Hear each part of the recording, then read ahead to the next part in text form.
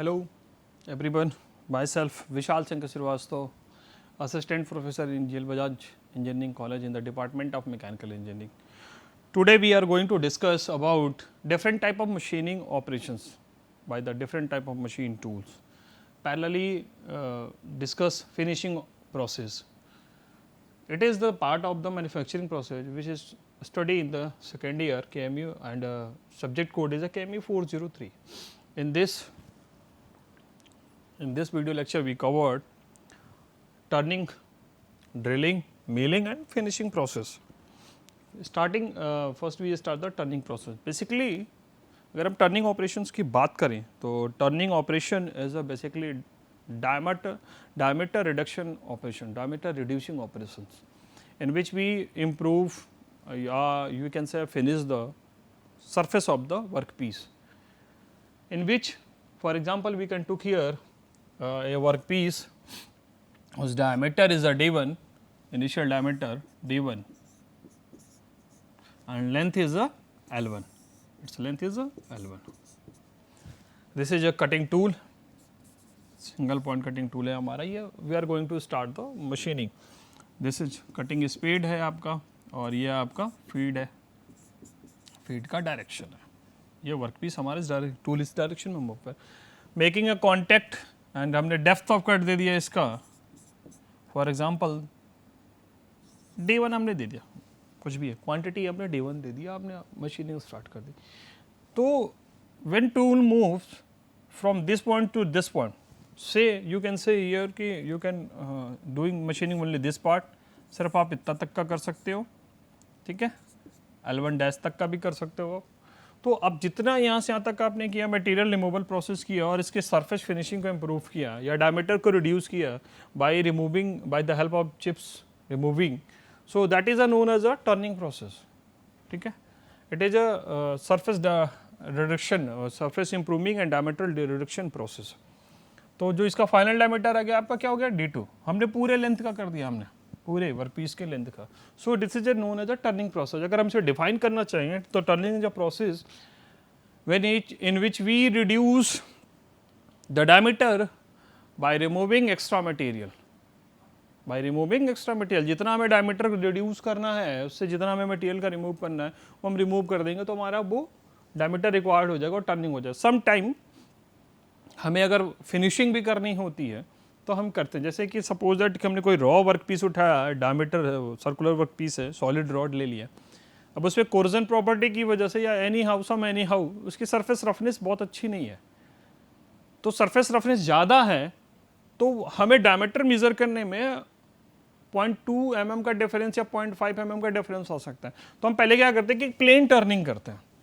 Plane turning इसलिए करते हैं कि डायमीटर हमें हर जगह से यूनिफॉर्म मिले, यहाँ से यहाँ तक जितना भी डायमीटर होगा हमें पूरा का पूरा यूनिफॉर्म मिले में 1 ईयर कैलिपर्स पे. तो that is he also this by, ये भी एक रीज़न है कि जिसकी वजह से हम टर्निंग पहले करते हैं मशीनिंग में, ठीक है.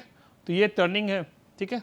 तो जो मेन सबसे कॉमन ऑपरेशन है टर्निंग है. किसी भी वर्कपीस को अगर हम सर्कुलर वर्कपीस को लेते मशीन पे हम मशीनिंग करते हैं तो डायमीटर मेज़र करने से पहले हम टर्निंग करते हैं, फिर उसकी मेजर डायमेंशनिंग करते हैं. डायमेंशनिंग के बाद फिर हमें जो रिक्वायर्ड शेप होता है उसकी हम मशीनिंग करते हैं, ठीक है. टर्निंग जो होता है हमारा मेनली 3 टाइप का होता है मेन, बाकी तो वैसे 4-5 टाइप के हैं. जिसमें प्लेन टर्निंग जो कि हमने आपको दिखाया, plain turning it is the,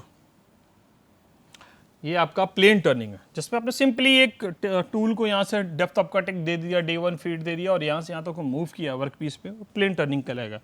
जैसे आप समझ लो कि ये हमारा वर्क पीस है, ये बो पेन है हमारे पास और इसकी हमने टर्निंग यहाँ से यहाँ तक कर दी. यहाँ से टूल कॉन्टैक्ट बनाते हुए यहाँ से यहाँ तक अपनी चलता चला बिना किसी चेंजेस के, इसमें कोई वेरिएशन नहीं है, टूल के पाथ में कोई चेंजेस नहीं है और वो चलता चला गया.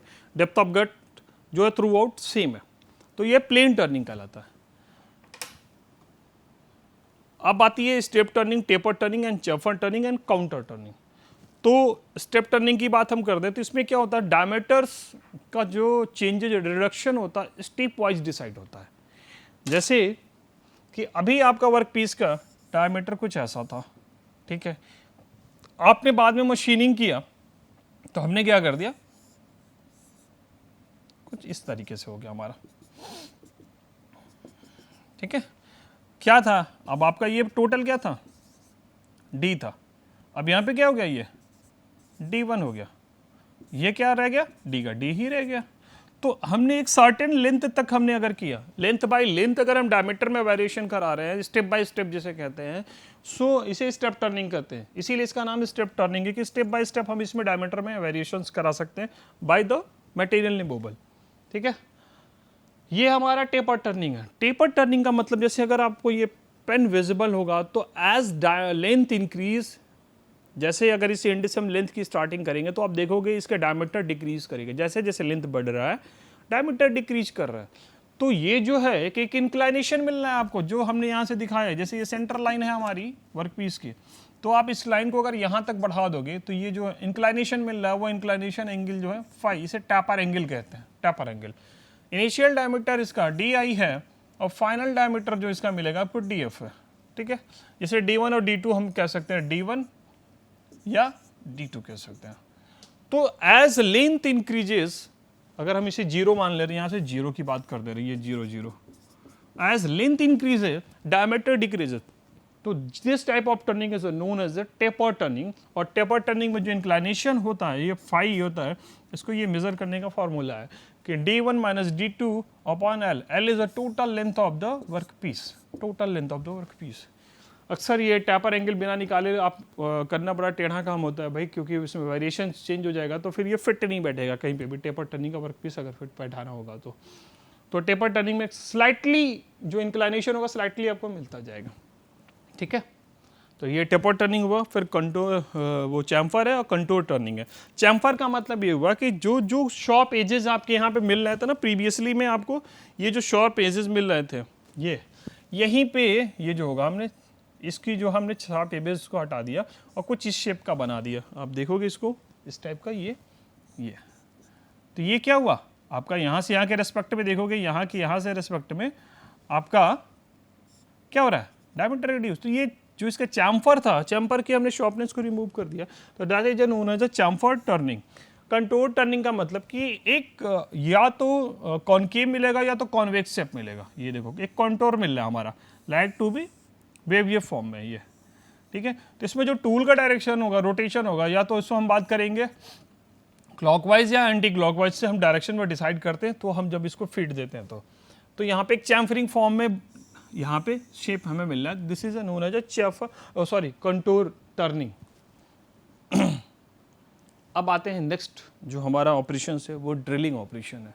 Drilling is a most important and most precious operations. Drilling, in the process of drilling we generate circular hole of a certain diameter and depth, certain diameter and depth of circular hole, just you can produce a cylindrical hole। जैसे ये sheet है हमारी, हमने कोई sheet ले ली, इसकी thickness है कुछ अपना, ये सपोज करो आपकी 20 mm है, ठीक है। ये हमारा ये 14 mm है, 14 mm। तो अगर आप 20 mm की बात करोगे तो टूल बिट जो आपका ड्रिल जिससे आप करते हो, drilling operation perform by the tool known as a drill tool या टूल बीट, कहा गया लिखा होगा मैंने कहीं पे, known as a drilling machine and tool is a called drill bit और ड्रिल टूल। आप कभी आप घर पे देखे होगे कोई ड्रिलिंग करने के लिए आता है, हैंड ड्रिल मशीन लेके वायरिंग के काम से रिलेटेड आता है, तो वो कहता है भाई बिट देना जरा, इतने नंबर के बिट देना, 6 नंबर के दे दो, ये नंबर वाले दे दो। तो वो बिट कहने का मतलब होता है कि ड्रिल टूल जो है वो उसी को कहते हैं। तो उसे ड्रिल टूल आप कह सकते हो या टूल बिट भी कह सकते हो, ठीक है। तो ये बहुत कॉमन नाम है इसका, ड्रिल टूल या बिट ये है। तो जो उसका आप साइज देखोगे तो आप ये डायमीटर 20 mm है इसकी, टोटल हाइट इसकी। तो हमें अगर सपोज करो यहाँ पे ड्रिल क्रिएट करनी है जिसका सर्टेन डायमीटर होगा 7 mm का डायमीटर है, डायमीटर हम बात कर रहे हैं डाया, और डेप्थ जो होगी हमारी, ये जो हमारी होगी जिसे हाइट आप कह सकते हो या डेप्थ कह सकते हो, डेप्थ ये हमारी होगी 10 mm की। तो हमें टूल बिट जो होगी 7 mm साइज की टूल बिट लेनी होगी और वो स्टेप बाय स्टेप हम फीड देंगे। 10 mm की फीड हम कभी एक बार में नहीं देते हैं ड्रिल टूल में। आप इस मशीन को देख सकते हो, ये हमारा इसका टेबल वाला पार्ट है, ठीक है।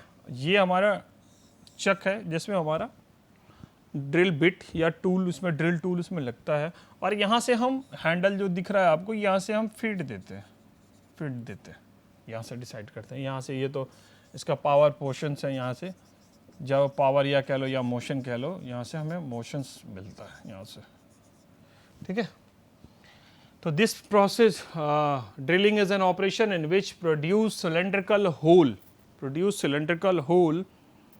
of required depth and diameter by removing the metal. Cylindrical hole produce करना होता है required depth and diameter का, ठीक है, by removing the material. अब ड्रिलिंग जिस मशीन से होती है उसे ड्रिलिंग मशीन कहते हैं, और जिस टूल से होता है उसे ड्रिल टूल कहते हैं। फर्दर हम इसको बात करते हैं कि जितने मशीन से हमने प्रीवियसली डिस्कस किया था, यहाँ भी उसके पार्ट्स पे हम बात कर लेते हैं थोड़ी देर। ये टेबल है, टेबल में ये स्लॉट इसलिए बना हुआ है कि वर्क पीस को अगर हमें बेंच मशीन या कोई होल्डर लगाना हो तो हम उसको वहाँ से रिजिडली फिक्स कर लें, क्योंकि यहाँ पे बहुत ही हाई आरपीएम पर रोटेशन होता है। तो अगर इस पर अपने वर्क पीस थोड़ा भी लूज रहेगा तो वो बार बार अपनी पोजीशन से मूव करेगा, तो जिससे क्या होगा कि जैसे वर्क पीस का ये कोई शीट है हमारी, तो ये आपने यहाँ डायमीटर पर सेंटर पे आपने ड्रिल किया टूल को लगा, अब ये अपनी पोजीशन से मूव कर रहा है, इधर उधर वाइब्रेट एनी हाउ रीजन से। अगर यहाँ रिजिडली फिक्स नहीं है तो ये इधर उधर हिलेगा, जब ये डिस्टर्ब करेगा अपनी पोजीशंस तो ड्रिल डायमीटर बढ़ सकता है, तो आपका वर्क पीस रिजेक्ट हो सकता है। तो इसलिए यहाँ रिजिडली होल्ड होना जरूरी है, ठीक है। ये हमारा ड्रिल टूल है, ये हमारा ड्रिल टूल है, ठीक है। ड्रिल टूल जो हमारा उसमें स्पैरकल शेप का होता है, इसमें ग्रुप्स बने होते हैं, कुछ ऐसा होता है टूल, ड्रिल टूल। आपको याद होगा, ठीक है, कुछ इस टाइप का होता है। यहाँ पे कटिंग एजेस होते हैं, ठीक है, इसे लीप एंगल कहते हैं। 58 डिग्री जो जनरल होता है, स्टैंडर्ड एक साइड का एंगल होता है इनका। ये ग्रुप्स बने होते हैं। ग्रुप्स का काम जो होता है, ड्रिल टूल के ग्रुप्स का जो काम होता है, यहाँ से चिप्स बाहर निकलते हैं, क्योंकि अगर आप ड्रिल कर रहे हो किसी भी वर्क पीस में, यहाँ पे सपोज दैट ये टूल हमारा जा रहा है, कर रहा है, तो चिप्स अगर अंदर रहेगा तो वो सरफेस को खराब करेगा, इनर सरफेस को खराब करेगा, एज वेल एज टूल की लाइफ भी रिड्यूस होगी और मशीनिंग जैम कर सकता है एक सर्टेन डेप्थ के बाद। तो उसके लिए क्या होता है कि हमारा चिप्स का बाहर निकलना जरूरी है। तो चिप्स के बाहर निकलने के लिए हम ऐसी डिज़ाइन करते हैं ड्रिल टूल पे, जो टूल होते हैं कि चिप्स बाहर निकल जाए। पैरेलली हमें कटिंग फ्लूइड्स का जो हमें अगर रिक्वायरमेंट होती है तो कटिंग फ्लूइड्स भी यहीं से हम इंसर्ट कराते हैं कि कटिंग फ्लूइड्स भी जाए, एक तरफ से जाए दूसरी तरफ से बाहर आ जाए। तो ये ऐसा कुछ अरेंजमेंट होता है, इसे कहते हैं कॉलम, ठीक है। ये मोटर है और यहाँ बेल्ट पुली का अरेंजमेंट होता है, किसका, बेल्ट पुली का, जिसके थ्रू यहाँ से यहाँ पे पावर जो मोशन होती है यहाँ से यहाँ ट्रांसमिट होती है, और यहाँ से ये रोटेट कर रहा है हमारा ये स्पिंडल, ठीक है। ये स्पिंडल रोटेट कर रहा है, स्पिंडल में चक है, चक से हमारा ड्रिल टूल लगा हुआ है और ये मशीनिंग परफॉर्म कर रहा है, ठीक है। ये हैंड व्हील यहीं से हम फीड देते हैं, अगर आप देखोगे तो, ठीक है। दिस इज योर पार्ट, ठीक है। तो बेस, कॉलम, ठीक है, टेबल, ठीक है, फिर हम ड्रिल टूल, चक, स्पिंडल, ठीक है, इलेक्ट्रिक मोटर्स, यहाँ पे अंदर जो है बेल्ट पुली का अरेंजमेंट होता है, जिससे यहाँ से मोटर से पावर ट्रांसमिट यहाँ हो रहा है, जिसे हम हेड करें। सारा अरेंजमेंट बेल्ट पुली का अरेंजमेंट जो है हेड के अंदर है, वो हैंड व्हील, ठीक है। और ये हमने बताया आपको कि ये ये ड्रिल टूल जो होता है वो ये हेलिकल शेप में बना होता है ग्रुप्स। इसमें ग्रुप्स के दो काम होते हैं कि जो चिप्स होते हैं, जो मटेरियल रिमूवल चिप्स हैं, उसको बाहर लेके जाएगा, आउट करेगा, और पैरेलली अगर हमें कूलेंट की रिक्वायरमेंट है तो हमें इन करना पड़ता है, ठीक है। ये मल्टीपल पॉइंट कटिंग टूल होता है, ड्रिल टूल मल्टीपल पॉइंट, क्योंकि यहाँ पे एजेस मोर देन वन है और सब के सब कटिंग के लिए रिस्पॉन्सिबल हैं ये सारे, इसीलिए इसको मल्टीपल कह रहते हैं, ठीक है। Types of drilling machine, hand drilling machine, bench drilling machine, radial drilling machine, portable drilling machine, gang drilling machine, multiple spindle drilling machine. और भी बहुत सारे हैं, लेकिन जो हैंड ड्रिलिंग मशीन की बात करें, जो आप घरों में देखते हैं, जो आपने वायरिंग के लिए काम आता है, तो that is a hand drilling machine. Bench drilling machine बहुत ही स्मॉल लेवल की होती है। बेंच मतलब स्मॉल काम जो हमें करना होता है, छोटे छोटे काम करना होता है, तो बेंच ड्रिलिंग मशीन की बात करते हैं।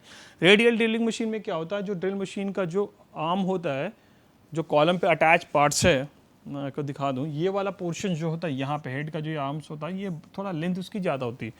मैं आपको दिखा सकता हूँ, हाँ, ये रहा आपका bench hand drilling machine, bench drilling machine और गैंग ड्रिलिंग मशीन रेडियल का। अच्छा ओके, मैं यहीं से समझा दूंगा। जैसे रेडियल ड्रिलिंग मशीन की बात करेंगे तो ये वाला जो पोर्शन होगा इसका हमारा ज़्यादा होगा, ये जो हमारा आपका आर्म्स होगा, ये हेड के पोर्शन वाला।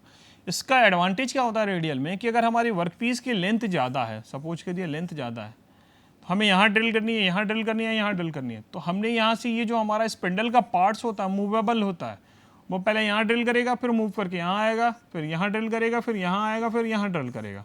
तो ये रेडियल का सबसे बड़ा एडवांटेज है कि अगर वर्कपीस की लेंथ ज़्यादा है या बहुत सारे ड्रिल कर रहे हैं एक ही वर्कपीस में, ये टेबल है, टेबल पे हमें सारे कॉर्नर्स पे सारे साइड्स में ड्रिल करनी है हमें, तो हम क्या करेंगे, तो मतलब हम यही करेंगे कि सीधे भाई रेडियल ड्रिल मशीन पहले यहाँ यहाँ यहाँ यहाँ ऐसे करते करते इसको हम मूव कराते जाएंगे। लाइकली टू बी कि मतलब कि एक तरह से ये आर्म्स का काम करता है, जो हमारे हाथ जैसे मूव करते हैं वैसे ये भी मूव करता है रेडियल का, ठीक है। गैंग ड्रिलिंग मशीन्स में क्या है कि गैंग ड्रिलिंग मशीन जो दिख रहा हो आपको कि गैंग है, ग्रुप है, किसका, ये जो टूल स्पिंडल का 1 2 3, एक मशीन पे 3 डिफरेंट डायमीटर के आपको करने हैं, डायमीटर जिसका अलग अलग हो। जैसे सपोज करो कि किसी का 20 mm का करना हो, किसी का 2 mm का करना हो, किसी का 40 mm का करना हो, तो डिफरेंट डायमीटर का करना होगा, तो डिफरेंट टूल बीट लगोगे। अब बार बार चेंज करना है, आपके पास बल्क में ऑर्डर आ गया, बल्क में ऑर्डर आ गया कि हमें 200 शीट पे ऐसे ऐसे ड्रिल करके देना है आपको, तो आप बार बार करोगे तो टाइम कंज्यूमिंग हो जाएगा। अलग अलग मशीन पे करोगे तो एक मशीन पे आपने लगाई और तुरंत ऑपरेशन परफॉर्म किया, टाइम आपका 2 का बच गया, तो ड्रिल का जो इधर उधर आप मशीन को मूव कराओगे वो बच गया टाइम आपका, ठीक है। ऑपरेशंस की बात करते हैं, ड्रिलिंग ऑपरेशंस, ड्रिल मशीन पे कितने ऑपरेशन परफॉर्म्ड हो सकते हैं। देखिए ऑपरेशन बहुत सारे परफॉर्म हो सकते हैं ड्रिल मशीन पे, लेकिन जो मेन है, जो सबसे मेन है, वो ड्रिलिंग, रीमिंग, बोरिंग, ये 3 सबसे इंपॉर्टेंट है और 3 कॉमन है। जिसमें बोरिंग ऑपरेशन जो होता है आपका वो लेथ मशीन पे भी हो सकता है सिंगल पॉइंट कटिंग टूल की हेल्प से, नो डाउट, बट ड्रिलिंग नहीं हो सकती। लेकिन ड्रिलिंग, बोरिंग, रीमिंग, ये जो है ये तीनों इस पर हो सकते हैं। और जो फॉलो होते हैं, तो सबसे पहले जो होगा किसी भी मतलब इन तीनों में अगर हम बात करेंगे तो ड्रिलिंग सबसे पहले है। ड्रिलिंग अगर हुआ है तो ही आगे की इन दोनों में से कोई एक होगा ड्रिलिंग। तो making a circular hole of a certain diameter of certain depth is known as a drilling and enlarge that hole, अगर उस होल को और हम डायमीटर और बड़ा कर रहे हैं, that is a known as a boring. Boring, ठीक है। तो making a hole and enlarge that hole, उस होल का आप डायमीटर अगर बड़ा कर रहे हो तो वो क्या कहलाता है, बोरिंग कहलाता है। तो अगर ड्रिलिंग हुआ है तो ही बोरिंग होगा, बोरिंग को आप डायरेक्ट नहीं कर सकते हो। ये मैकेनिकल की मतलब ये मशीनिंग में ऐसा नहीं है कि डायरेक्ट आप बोरिंग पे बात कर रहे हो, पहले ड्रिलिंग होगी देन बोरिंग होगी। अब बात आती है रिमिंग की, जो तीसरा मोस्ट इंपॉर्टेंट है, rhyming. Rhyming is a surface finishing operations, internal surface finishing operation. और अगर हम प्रिसाइज करें तो जैसे चूंकि ड्रिलिंग जो होता है क्या होता है कि हमारा कभी ड्रिलिंग आउटर सरफेस पे तो होता नहीं है, इनसाइड द डेप्थ होता है, तो इंटरनल जो सरफेस जो होती है वो हमेशा रफ सरफेस मिलेगी ड्रिलिंग में। उसका रीज़न ये है कि जो चिप्स हमारे बाहर आते हैं वो सरफेस फिनिशिंग खराब कर देते हैं, तो हमें रिमिंग करनी पड़ती है। तो रिमिंग जो है आइदर फॉलोड बाय ड्रिलिंग और फॉलोड बाय द बोरिंग। अगर आपने ड्रिलिंग किया है तो रिमिंग को करना पड़ेगा, या अगर आपने सिर्फ बोरिंग किया, सॉरी ड्रिलिंग के बाद बोरिंग करना है उसके बाद तो भी आपको रिमिंग करना पड़ेगा। तो रिमिंग के लिए टूल अलग होता है, ड्रिलिंग का टूल अलग होता है और बोरिंग का टूल अलग होता है। ऑब्वियसली बात है कि ड्रिलिंग करना है और डायमीटर लार्ज करना है तो टूल जो आपका टूल बिट होगा वो अलग नंबर का टूल बिट लगेगा, उसका डायमीटर अलग लगेगा। और रिमिंग टूल जैसा है कुछ इस टाइप का होता है जिसे रिमर कहते हैं। क्या कहते हैं, रिमर। रिमिंग टूल के लिए रिमर, ये स्पेशल टाइप का टूल होता है और ये इंटरनल सरफेस फिनिशिंग करेगा, सरफेस फिनिशिंग करके आपको दे देगा, तो it is a known as a reamer, इसे रिमर कहते हैं, ठीक है। तो drilling, boring and reaming, operation of finishing the drill hole that is achieving the closer tolerance and desired surface finish by means of a reamer. Reamer is a tool, ठीक है। Other जो operation हमने बोला ना तीन main है, उसके अलावा tapping, spot facing, counter boring and तीन ये है। टैपिंग का मतलब है internal thread cutting. Tapping is the operation of cutting internal threads bye means of a tool called tap. ये जो टूल है हम इसको टैप कहते हैं, किसको, ये टैप। ये जब ये इंटरनल थ्रेड कटिंग कराता है, क्योंकि कहीं बार बहुत सारी जगह पे हमें इंटरनल जो थ्रेड आप देखोगे, कहीं पे भी अगर आपने देखा होगा कहीं पे नट बोल्ट फिट होते हैं, इंटरनली थ्रेड फिट होता है, स्क्रू फिट होता है। जैसे लैपटॉप है, लैपटॉप के पीछे स्क्रू फिट हुआ होगा, तो वो हमारा इंटरनली थ्रेड है, टैपिंग है, ठीक है। स्पॉट फेसिंग का मतलब हमने ड्रिलिंग किया, ठीक है, तो यहाँ पे जो सरफेस की जो स्पॉट होगी हमें इसकी फिनिशिंग देनी होगी। काउंटर बोरिंग का मतलब है कि स्पॉट बाई और स्पॉट करें, सॉरी स्लॉट बाई, यहाँ पे हमने डायमीटर इंक्रीज किया बस इतनी दूर का, यहाँ का डायमीटर अलग है और ये डायमीटर अलग है, कुछ ये इस टाइप का बन के आएगा, इस टाइप का, ये फाइनल वर्कपीस इस टाइप का बन के आ जाएगा हमारा। ये हमारा वर्कपीस, इस ये काउंटर बोरिंग का, तो ये हमारा काउंटर बोरिंग।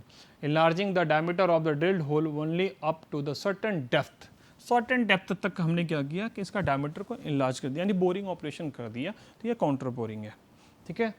तो हमारा हुआ क्या, लेथ मशीन टर्निंग ऑपरेशन हुआ जिसमें लेथ मशीन के जो ऑपरेशन है, और ड्रिलिंग हुआ, ठीक है। ड्रिलिंग के बाद अब हम आते हैं मिलिंग पे आते हैं।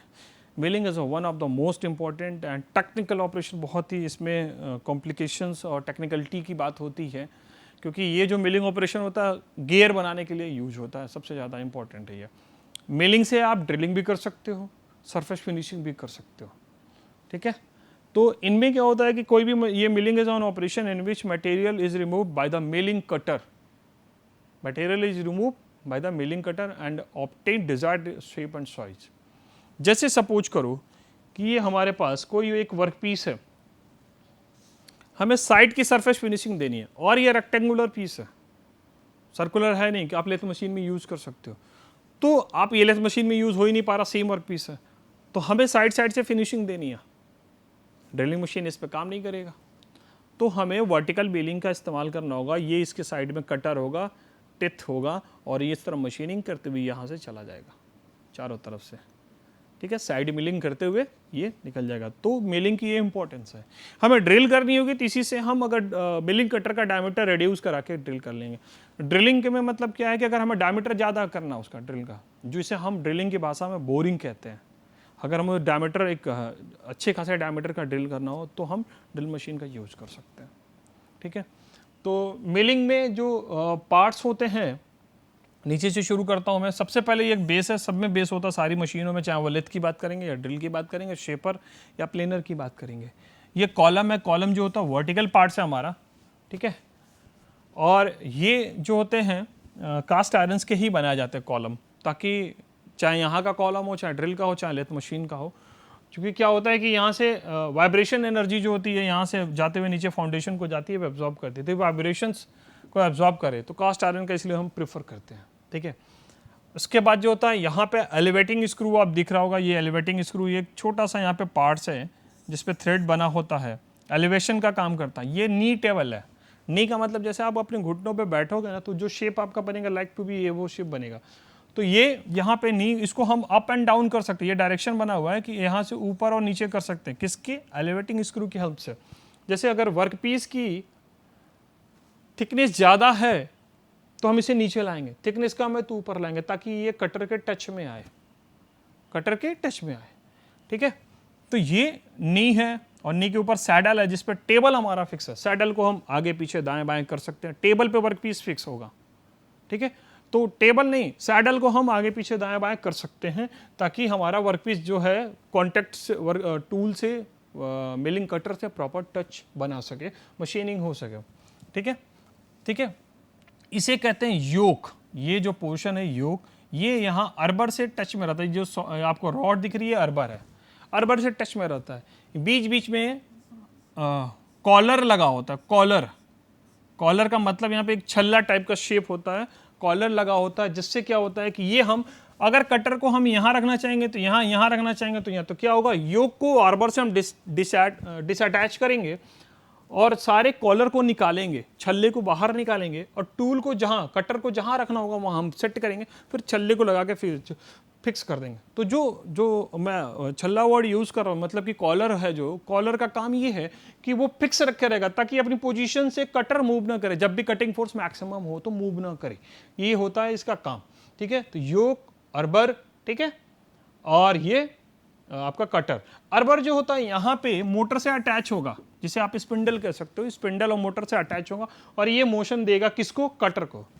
ठीक है, और मशीनिंग प्रोसेस परफॉर्म होगी। ठीक है, तो base elevating screw up and down करने के लिए किसको, हमारे पूरे टेबल अरेंजमेंट के लिए knee, column, saddle, table, overarm and yoke and arbor. ठीक है, ठीक। Milling cutter multiple point cutting tool होता है, याद रखिएगा, मल्टीपल पॉइंट कटिंग टूल होता है ये, क्योंकि इसमें सारे कटिंग एज रिस्पॉन्सिबल होते हैं।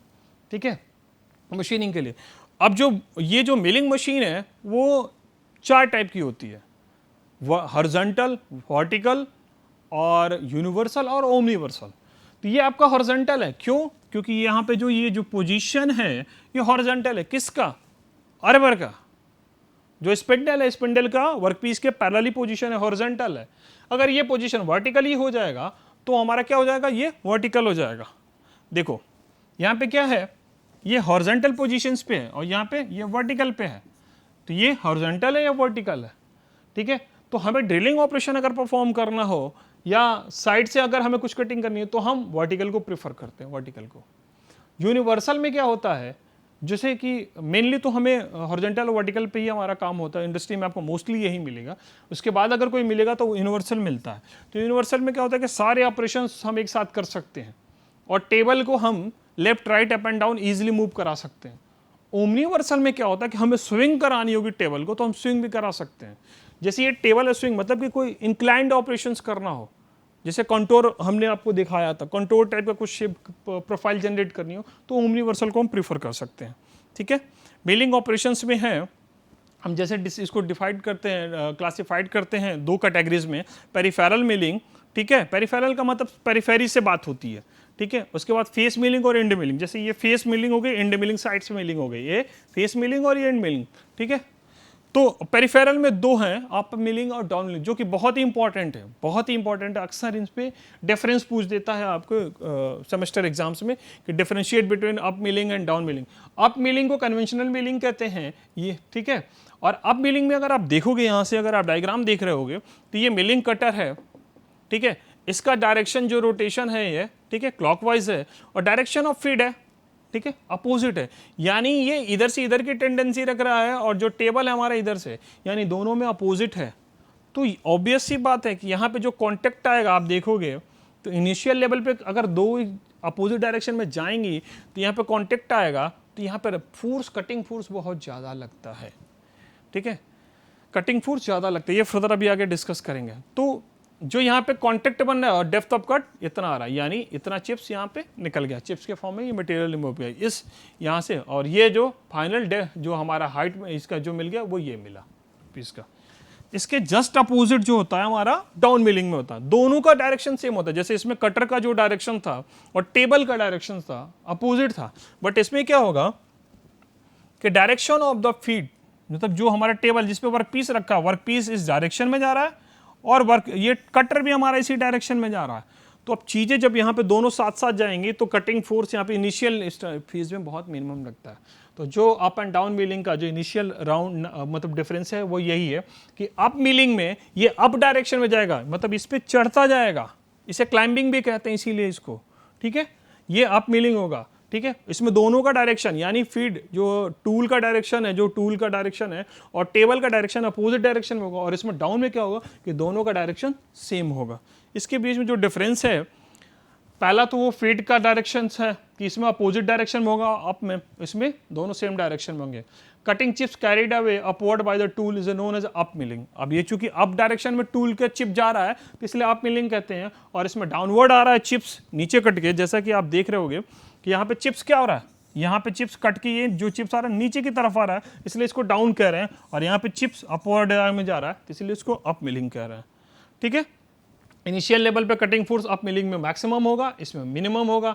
अब कटिंग फोर्स जब मैक्सिमम होगा तो जाहिर सी बात है यहाँ पे वियरिंग भी ज़्यादा होगी और इसमें वियरिंग कम होगी, और यहाँ पे क्या होगा, सरफेस जो कि मिलेगा हमें अच्छा नहीं मिलेगा, अप टू मार्क हमें सरफेस फिनिशिंग नहीं मिलेगा, इसमें सरफेस फिनिशिंग ज़्यादा मिलेगा। ठीक है, ये डिफरेंट टाइप्स के ऑपरेशंस हैं। गैंग मिलिंग है, मतलब कि एक साथ कई सारे कटर्स इसमें लगे हुए हैं। फॉर्म मिलिंग है, फॉर्म मिलिंग में हमें कुछ इस टाइप्स के शेप मिलेगा, इस टाइप्स का सब मिल जाएगा। ठीक है, एंगुलर मिलिंग में क्या होगा कि कुछ हमें एंगुलर टाइप का मिलेगा, इस टाइप का मिल जाएगा, वर्कपीस का शेप मिल जाएगा जो हमें मशीनिंग मिलेगा, ये मिलेगा। ठीक है, ग्रूव मिलिंग्स है, मतलब एक स्लॉट बन जाएगा हमें, और एक गियर मिलिंग ऑपरेशन है, द मोस्ट इंपॉर्टेंट गियर का बनाना। यहाँ पे एक इंडेक्सिंग वर्ड यूज होता है, इंडेक्सिंग। इंडेक्सिंग से क्या होता है, क्योंकि हम जब गियर बनाते हैं तो आपको पता होगा कि यहाँ पे टिथ जो बनते हैं, गियर के जो टिथ इस टाइप के कुछ होते हैं, तो एक सर्टेन टिथ का जो होता है वो होती है, थिकनेस होती है, और इसके बीच में जो गैप होता है वो भी फिक्स होता है। तो एक रेगुलर इंटरवल पे जो हमें कट करना होगा पेरिफेरल पे, तो वो हमें इंडेक्सिंग से ही मिलता है, क्योंकि यहाँ से टूल कटर रोटेट करेगा, कट करेगा, फिर रोटेट करेगा, फिर कट करेगा, तो एक इंटरवल फिक्स होता है। तो वो इंटरवल जो हमें मिलता है इंडेक्सिंग मेथड से मिलता है, उसी इंडेक्सिंग से। इंडेक्सिंग एक अलग फिनोमिना प्रॉपर्टीज है और एक अलग डिवाइस है जो पैरेलली उस पर अटैच किया जाता है ताकि हमें गियर कटिंग में हेल्प कर सके। ठीक है, नाउ हम आते हैं फिनिशिंग ऑपरेशंस पे बात करते हैं। फिनिशिंग का मतलब होता है कि हमें एक बेटर सरफेस हमें मिलना चाहिए, हमें सरफेस रफनेस या मतलब जो कहते हैं कि सरफेस रफनेस में मिनिमम से मिनिमम मिलना चाहिए। तो उसके लिए हमें डिफरेंट टाइप के फिनिशिंग ऑपरेशन है जिसे हम परफॉर्म करते हैं, जैसे कि आप ग्राइंडिंग भी यूज़ कर सकते हैं, एब्रेसिव पार्टिकल्स की हेल्प से हम सरफेस फिनिशिंग ऑपरेशन करते हैं। ठीक, जो पर्पज है हमारा सरफेस फिनिशिंग का वो ये है कि स्मूथनेस हो, सरफेस पे स्मूथनेस हो, लुकिंग उसकी अच्छी हो, तभी तो भाई आपका प्रोडक्ट बिकेगा। अगर लुक वाइज अच्छा नहीं होगा तो बिकेगा कैसे। सपोज दैट कि ये पेन है हमारे पास, पेन की अगर रफनेस अच्छी नहीं है, सरफेस रफनेस, तो हमारे हाथ में ये ग्रिपिंग ही नहीं करेगा या हमारे हाथ की स्किन को डैमेज करेगा, तो हम क्यों परचेज करेंगे इसको। तो ये फिनिशिंग के लिए इस पे कॉस्ट पे कटिंग, इस पे कॉस्ट पे बढ़ जाती है इससे, तो हम इसको परचेज भी कर लेते हैं। फिर अगर ये 5 रुपये महंगा भी पड़ेगा तो भी हम इसको करेंगे, क्योंकि हमारी चीज़ों को, हमारे हाथ को भी, स्किन्स को भी सही रखा रहता है, डैमेज नहीं करने देता। दूसरा ये कि डायमेंशन, अगर हम मैकेनिकल के पॉइंट ऑफ व्यू से बात करेंगे तो जो डायमेंशंस होती है वर्कपीस को, मेटिंग पार्ट जो होता है उसके लिए भी होता है, वो हम करते हैं, फिनिशिंग ऑपरेशन करते हैं। ठीक है, that's all about the finishing process and this is a reference. Thank you so much.